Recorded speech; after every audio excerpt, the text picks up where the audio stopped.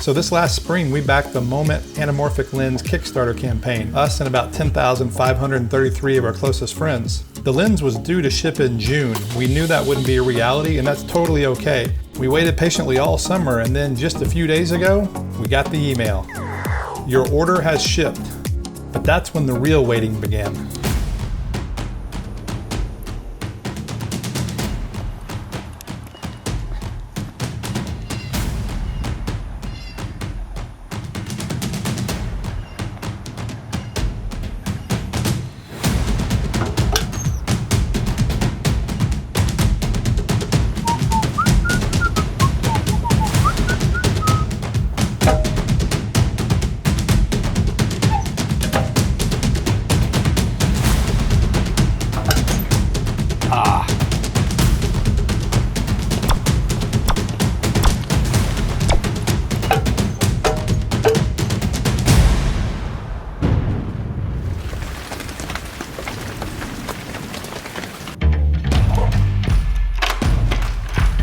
Neither snow nor rain or heat or something like that.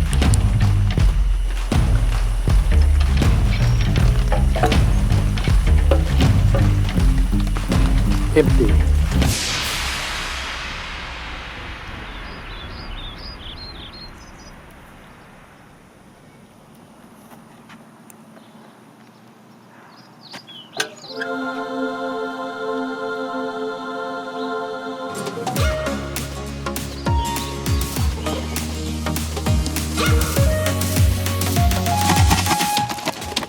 Yep, that's breakable.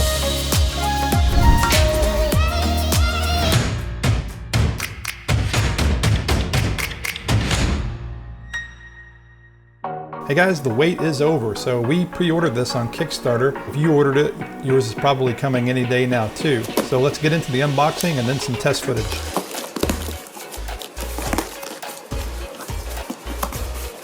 Safety first. Superfish, and of course the anamorphic. This is the one that I'm going to focus on today. We'll do a video on this one another time.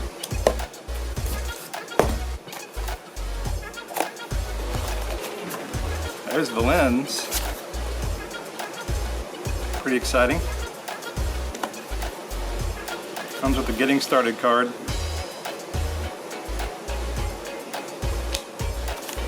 Bag, of course. I've got several of these Moment lenses.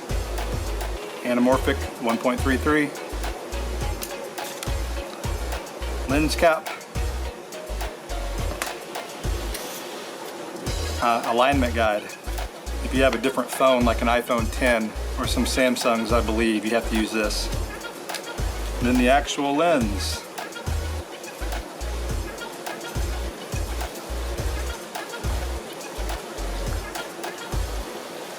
So you take this line here and you line it up with your phone there. And then it is on.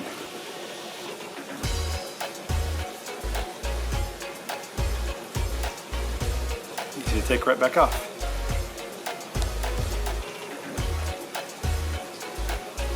So now we're going to go shoot some stuff and see how it looks.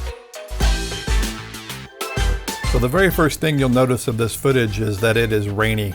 It was an overcast, rainy day, but this was the day we got the lens, and I wanted to shoot this footage and get this out so you guys can take a look at it and make your decision whether this is something you want to get or not. We're going to do more tests in the future, so this is just a first look, first impressions video.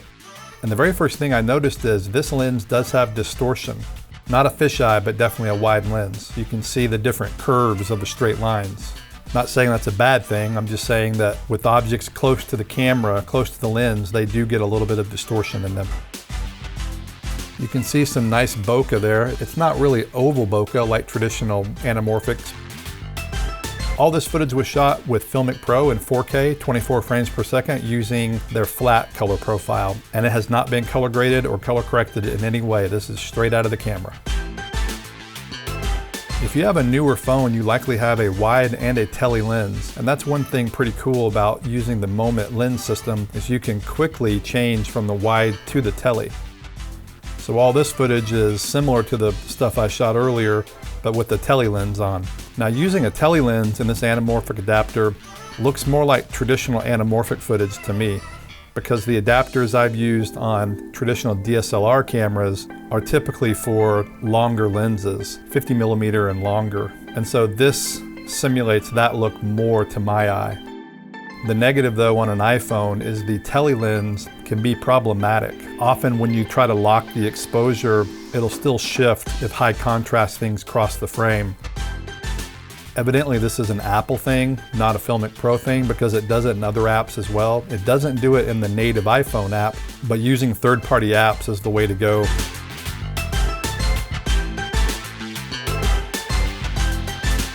So there's been some chatter online about whether or not the actual lens that's shipping is similar to the prototype lens when it comes to flares. It's not hard for this lens to flare, but it's not as easy as the prototype, but I think that's a good thing. So going from that look to overexposing here, blowing these lights way out, you do get more flares. So these are just typical kind of lights in a bathroom. They're not going to send light directly into the lens like a headlight might. Here's what the camera thinks is the correct exposure, and you can see when it comes down, the lens does not flare as much. So ultimately, the lens does flare, it just needs more light hitting directly into it. And so here's the flashlight test to simulate that. I'm putting the flashlight directly in the lens. Car headlights would do the same thing. This now looks sci-fi, looks like an action movie. And when you watch a movie, most of the time when you see anamorphic flares, it's when a car comes towards you or when the camera points directly into a street light.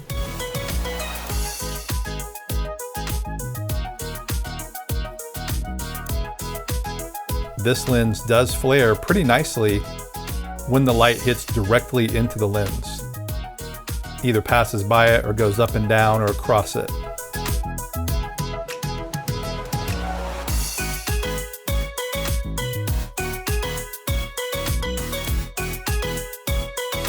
Now this is the wide lens.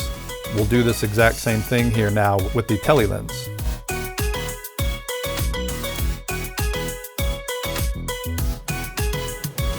The nice thing about the tele lens is the flares look even bigger. They really fill the frame. Again, this looks very sci-fi or action movie.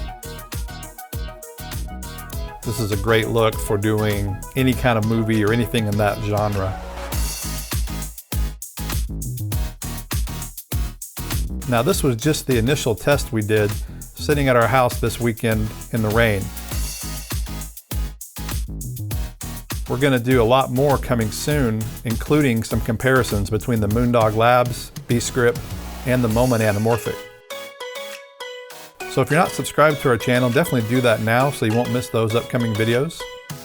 And if you like this video, please give us a thumbs up.